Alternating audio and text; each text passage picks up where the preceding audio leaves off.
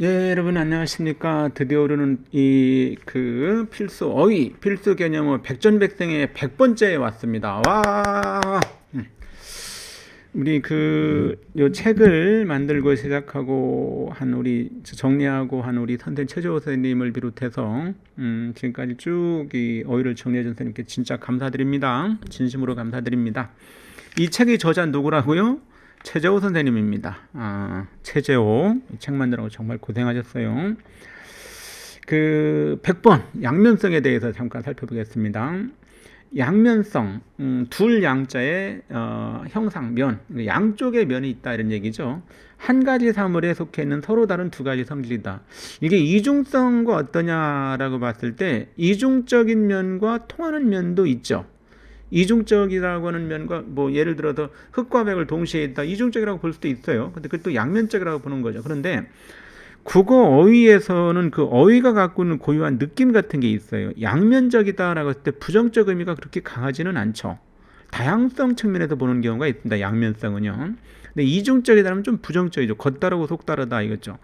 겉다르고 속다른 것도 어떻게 보면은 양면성이 있다라고 보기도 해요. 그런데 이중적이라는 말과 양면적이라는 말은 조금 차이를 좀 두고 하는 게 좋아요.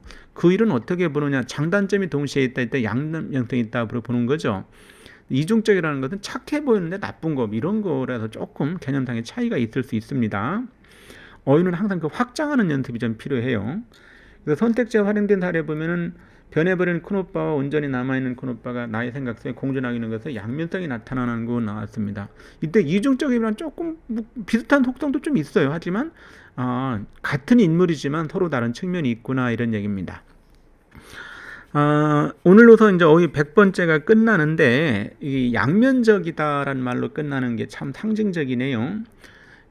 어휘를 우리가 이제 필수 개념어 백전백승 해가지고 어휘를 정리했는데 이게 과연 이런 좀 영어 단어 외우시는 게 어떤 도움이 되느냐, 이게 문맥 속에서 찾아야 되지 않느냐 이런 아쉬움이 있을 수 있어요. 그런데 오죽하면 이렇게만 따로 빼서 이런 단어를 정리해야 될까 하는 이런 절실함도 있었습니다. 그래서 이런 단어를 하나하나 이렇게 좀 영어 단어 암기하는 기분으로, 특히 뭐가 중요하다고요?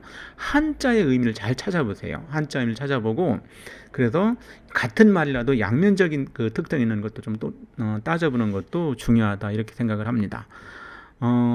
지금까지 여기 100번까지 오는데 정말 고생 많았고요.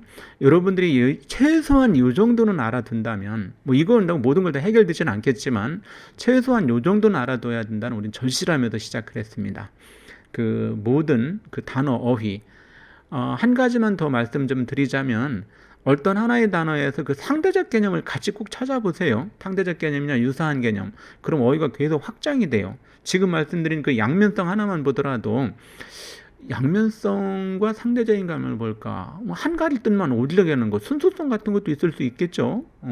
어떤 고유성 같은 것도 있을 수 있고요. 또 비슷한 개념을 조금 개념상의 차이 좀 이중적인 것도 있을 수 있고, 이렇게 해서 한 어휘에 그치지 말고 그 말이 떠오는 문맥이나 문장이나 상황에 따른 어떤 위치, 상황에 따른 표현, 이것도 같이 알아두는 거는 굉장히 어휘력을 발전시키는 데 도움 많이 될 겁니다. 지금까지 100번 양면성까지 여러분 정말 고생 많았고요. 여러분들이 노력을 끝까지 기울인다면 국어 100점, 필수 개념을 100전100승, 국어 100점, 수능 100점, 수능 1등급, 국어 1등급 충분히 가능합니다. 어휘에 욕심내세요. 여러분 고생 많으셨습니다. 고맙습니다.